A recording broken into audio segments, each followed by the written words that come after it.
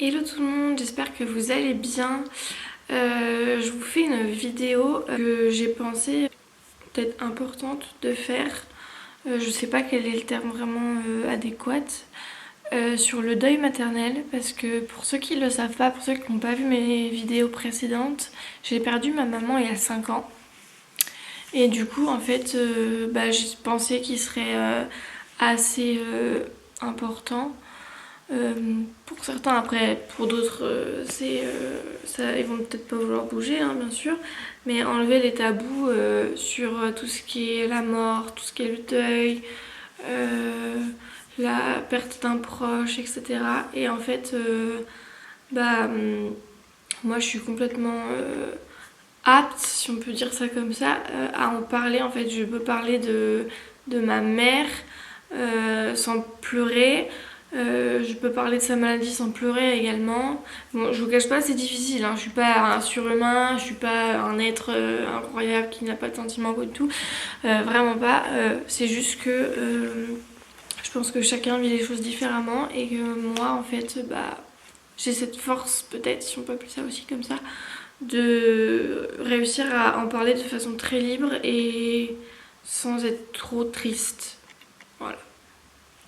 Donc en fait, j'ai posé des questions sur Instagram. Enfin, j'ai pas posé des questions, j'ai proposé qu'on me pose des questions plutôt euh, par rapport au deuil que je fais, que je suis en train de faire sur ma maman. Et du coup, en fait, j'étais étonnée de voir le peu de questions en fait que j'ai reçues par rapport à ça.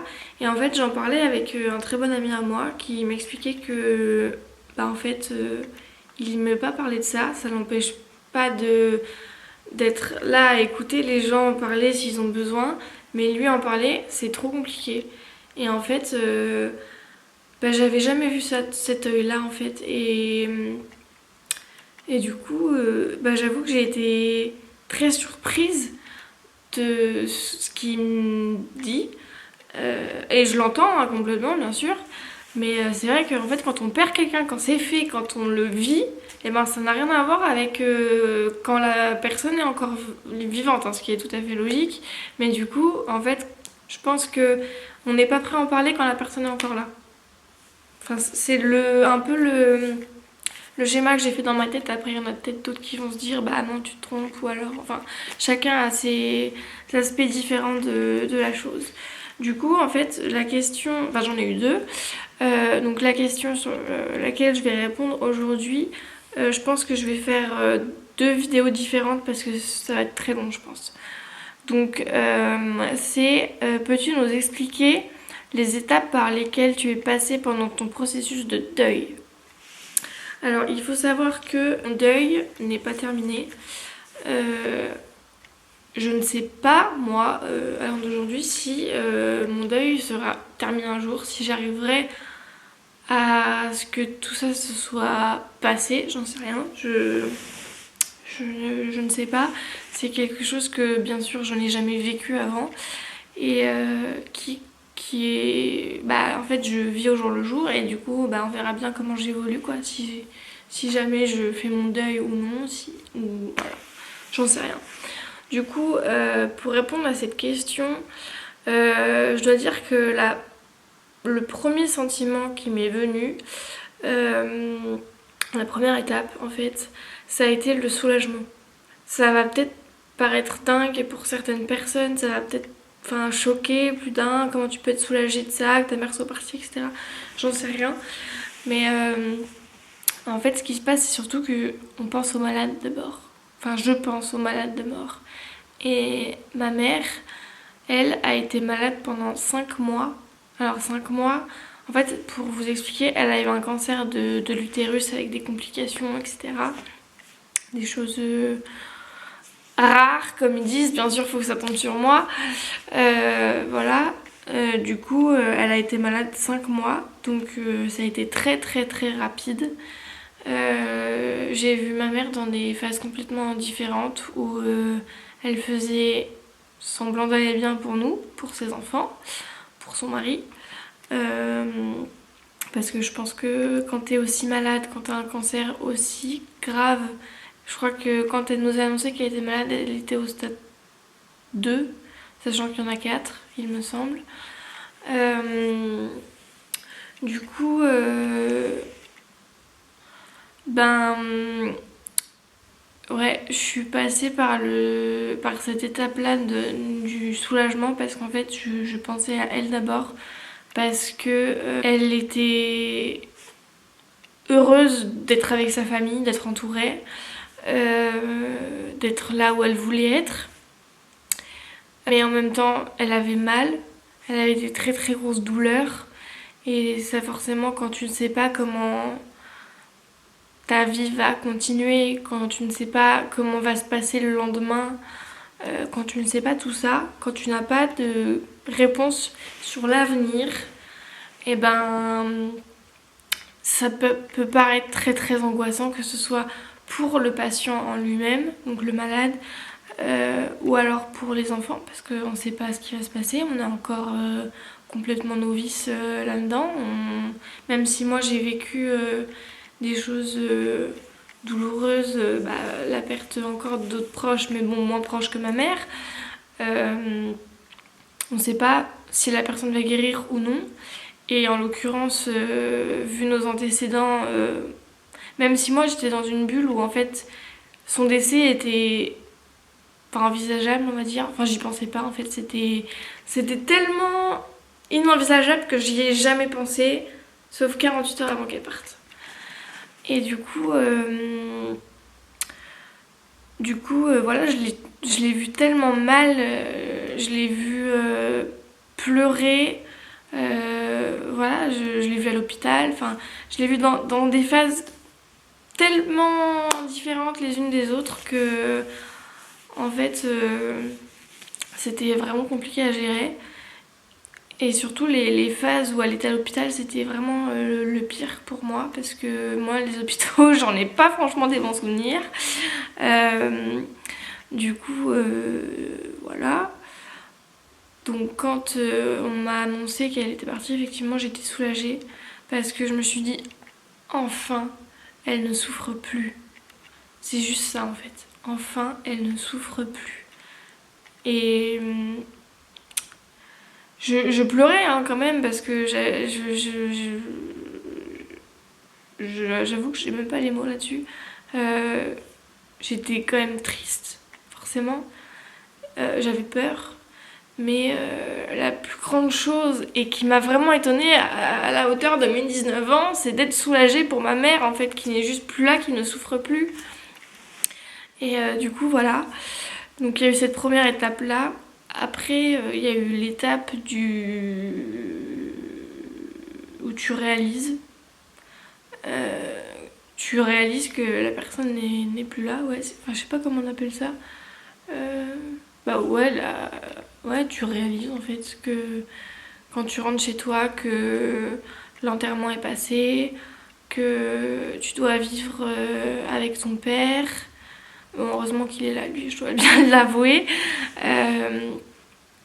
Que t'as plus ta mère en fait, que tu dois vivre sans figure maternelle, même si j'ai encore ma grand-mère maternelle, ce qui est horrible pour elle d'ailleurs.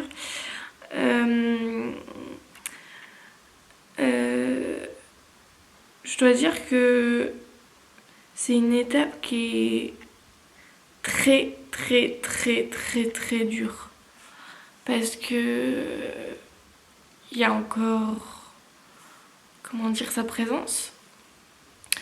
On sent encore son odeur. Enfin, en fait, on sent surtout l'odeur de tout ce qui est médicaments, tout ce qui est infirmier, tout ce qui est... enfin, tout ça, pendant les premiers mois. Puis même, t'as les flashbacks de tout ce qui s'est passé qui reviennent. Et en fait, t'es juste un peu... comment dire... momifié, parce que tu sais pas en fait comment réagir à tout ça, parce que t'as tellement rien vu passer, t'as tellement rien vu venir, tellement tu pensais juste à soulager ta mère, comment faire pour la faire sourire, enfin toutes ces choses là, qu'en fait tu te dis waouh. Et en fait t'es triste, t'es mal. En fait, t'as un très très très gros vide à l'intérieur de toi. Et ouais, c'est extrêmement douloureux. Encore aujourd'hui, j'ai la douleur, hein, je vais pas le cacher. Heureusement pour moi, je suis suivie depuis plus de 10 ans maintenant par des médecins. En fait, je suis suivie depuis que je suis en école primaire. Pour ceux qui n'ont pas vu ma vidéo sur le harcèlement, je vous conseille d'aller voir parce que c'est assez intéressant. Et du coup, en fait, ils m'ont énormément épaulée. Et finalement, quelque part, même si mon père pense le contraire, parce que lui, il a pas l'œil sur lui, il n'a pas un œil vraiment objectif sur sa famille, de ce que j'entends des autres, je suis celle qui m'en sort le mieux. Parce que justement, je suis suivie, parce que justement, j'ai pu parler de la maladie, de ce que je vivais au moment où ma mère était encore là, le avant, le pendant, le après. Et du coup, maintenant, je m'en sors mieux, même si, euh, même si c'est une étape où t'es triste, t'es mal, et en fait, t'es juste comme ça, en fait. T'as l'impression d'avoir un très très gros vide déjà à l'intérieur de toi, parce que t'as l'impression d'avoir vraiment, au sens propre, le cœur brisé. En fait, t'as l'impression que t'as plus de cœur et tu te sens complètement vide. Donc il y a cette deuxième étape-là. Et celle qui a été la plus douloureuse, je dirais, c'est le déni. Le déni, c'est juste horrible. Je m'en souviendrai toujours quand j'étais en terminale. Euh, J'en parlais avec un de mes professeurs qui me suivait beaucoup dans ma période. Et en fait, je n'acceptais pas. J'acceptais pas qu'elle soit plus là parce que c'était beaucoup trop douloureux pour. Je pense qu'il y a pas d'âge en fait pour supporter une douleur pareille. Et en fait, pour une personne de mon âge, à 19 ans, perdre sa mère, avoir vu tout ce que j'ai pu voir, d'aussi difficile, c'est trop trop douloureux. Et du coup, je ne voulais pas qu'elle ne soit plus là. Je sais pas si vous comprenez un peu. C'est un peu bizarre à expliquer tout ça, mais c'était juste pas acceptable en fait qu'elle ne soit plus là, qu'on me l'ait enlevée en fait, qu'on nous l'ait enlevée tout simplement, qu'on ait aussi mal. C'était pas acceptable et pour nous, elle devait revenir. C'était obligé qu'elle revienne et que voilà quoi, elle allait revenir. Tous les jours, je me disais bon c'est une journée de plus sans elle, mais elle va revenir. Et je me disais ça. J'ai eu un souci de batterie. Du coup, je continue avec mon téléphone et j'espère que la qualité sera bonne.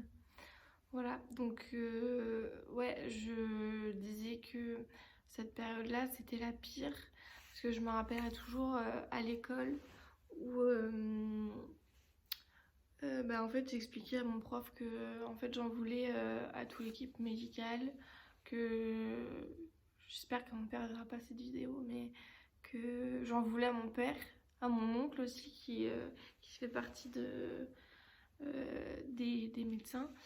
Euh, je leur voulais énormément de ne pas avoir sauvé ma mère, de pas de, d'avoir rien. J'avais l'impression qu'ils n'avaient rien fait en fait pour la sauver. Euh, et du coup, voilà, pour moi c'était. Je voulais trouver une solution pour la ramener en fait.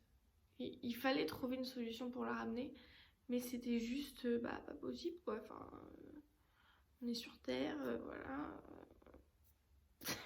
On peut rien faire quoi d'autre. Du coup, j'ai eu cette période où ouais, je pleurais énormément parce que je voulais qu'elle revienne, parce que je savais qu'elle allait revenir et je le voulais qu'elle revienne. Et je rêvais d'elle la nuit qui me disait je suis là, je suis là. Ouais, mais t'es dans mes rêves en fait, t'es pas là, t'es pas avec moi, t'es pas physiquement là. Et ça me pose problème. Et ça m'est arrivé 2-3 fois de me réveiller en pleurs chez moi, où en fait, il n'y a rien de pire que de se réveiller tout seul en pleurs parce qu'on a rêvé de sa mère qui n'est plus là. Tu ne peux pas avoir de câlin, tu ne peux pas avoir de soutien de qui que ce soit à part au téléphone, mais au téléphone, ça sert à rien. Vraiment, ça sert à rien du tout. Et du coup, enfin, ça soulage un petit peu, hein, on va pas se mentir, mais avoir une présence physique, ça change quand même la donne, quoi.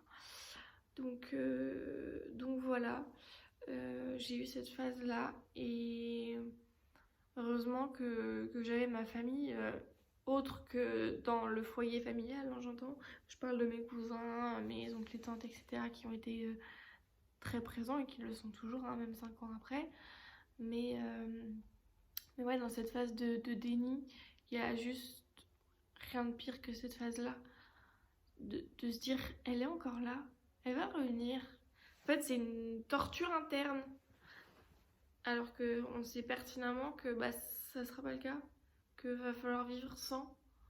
Et là, aujourd'hui, bah, j'ai 24 ans, ça fait 5 ans déjà, un peu plus. Et ouais, c'est douloureux. Mais aujourd'hui, en fait, ce qui compte, c'est que, ben, juste, enfin, avec nos croyances qu'on a, c'est juste de se dire que, bah, t'espères que ta mère, elle est fière de toi. Que ta mère, elle est heureuse là où elle est maintenant, qu'elle souffre plus. Après, ça dépend encore des croyances de chacun, bien sûr. Mais bon, moi, j'ai cette capacité à me dire que... Bah, d'où le soulagement de me dire, là où elle va mieux. Et elle souffre plus. Du coup, voilà. Je pense avoir fait le tour sur ça. Je pense. Je vois pas trop quoi vous dire d'autre. Je vous cache pas que je suis toujours autant suivie par quelqu'un. Mais ça, j'en parlerai dans l'autre question qui va suivre. Je pense que je vais la tourner en même temps, ce sera fait comme ça. Et, euh, et voilà, mais en fait, c'est des phases qui sont totalement normales. Et faut juste accepter et réussir à en parler. Voilà. Donc j'espère que cette vidéo vous éclairera un peu plus sur le deuil maternel. Après, je pense que la façon, enfin, que ce soit une maladie, que ce soit un accident ou quoi, je pense qu'on vit les choses peut-être différemment. Et moi, sachant que c'était une maladie et que à 19 ans, je pense qu'on n'est pas trop prêt. Enfin, en tout cas, moi, j'étais assez enfant et enfin très même. J'étais très dépendante de ma mère. Je pense que, en fait, on se prépare pas du tout à ça alors que mon père y pensait. Ma soeur, mon frère, pareil, ils y pensaient tous. Et moi, c'était 48 heures avant où je me disais, est-ce que c'est possible que ça arrive? Et voilà. Voilà, toutes les étapes que j'ai pu franchir. Et, ouais, bah en fait, il y a aussi... c'était pas... Il y a aussi l'acceptation. Ouais, l'acceptation de tout ça. Parce que bah je suis plus dans le déni, maintenant je sais qu'elle va pas revenir. Je sais que c'est fini. Et que j'aurai plus ma mère, quoi. Enfin, je l'ai dans ma tête, je l'ai dans mes rêves, je l'ai voilà, partout. Avec moi, mais je l'aurai plus en physique. Voilà. Et je vous avoue que c'est un peu dur à dire tout ça aujourd'hui. Parce que c'est l'état dans lequel je suis actuellement, dans l'acceptation. Et c'est vraiment une étape qui est douloureuse aussi. Mais bah en fait, on n'a pas le choix. On n'a pas le choix d'arriver à cette étape-là que de se dire c'est fini et voilà. on vit maintenant avec ce qui reste, on va dire ça comme ça. Et voilà, on a ce vide intérieur parce que certes, on a un père. Un père, ça a une vision des choses. On a une proximité plus importante ou moins importante peut-être, enfin ça dépend des gens, hein. Mais bon, moi, mon père, j'avais une proximité beaucoup moins importante que celle avec ma mère. Et du coup, c'est très compliqué. Je vais pas vous mentir, c'est très compliqué. Donc, donc voilà, en ce moment ça l'est encore plus parce que dans 2 jours c'était censé être son anniversaire. Et aussi parce que j'ai ma soeur qui va se marier, elle est pas là. Ma mère, elle est pas là, donc elle sera pas là au mariage. Ma soeur ne vit plus sous le même toit que moi. Donc tout ça pour moi, en fait, j'ai plus vraiment de figure maternelle féminine sous mon toit. J'ai ma grand-mère qui est pas très loin, certes, mais bon, ma grand-mère, ça reste autre chose. Et on peut pas dire que ma grand-mère aille bien non plus. Donc quand on a tout ça à gérer, aujourd'hui c'est très compliqué. C'est très très compliqué de voir que